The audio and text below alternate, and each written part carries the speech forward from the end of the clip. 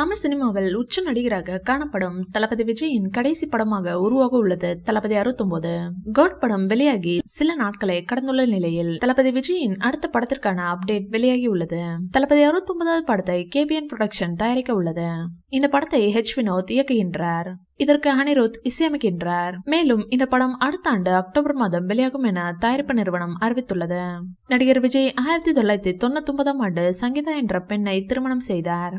இந்த தம்பதிக்கு ஜேசன் சஞ்சய் என்ற மகனும் திவ்யா சாஷா என்ற மகளும் இருக்கின்றனர். இதில் விஜய் மகன் ஜேசன் விரைவில் தமிழ் சினிமாவில் இயக்குநராக அறிமுகமாக உள்ளார். இந்நிலையில் நடிகர் விஜயின் திருமண அழைப்பிதழ் தொடர்பான போட்டோ இணையத்தில் வைரலாகி வருகிறது.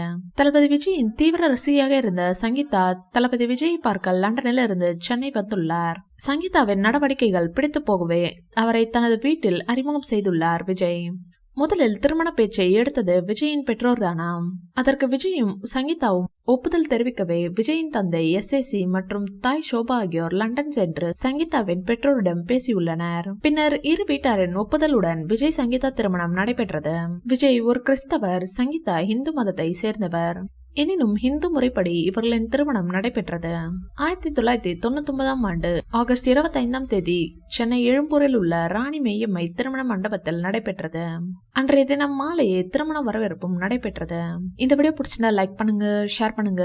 மேலும் விஜய் சார் பற்றிய தகவல்களுக்கு எங்க சேனலை சப்ஸ்கிரைப் பண்ணுங்க.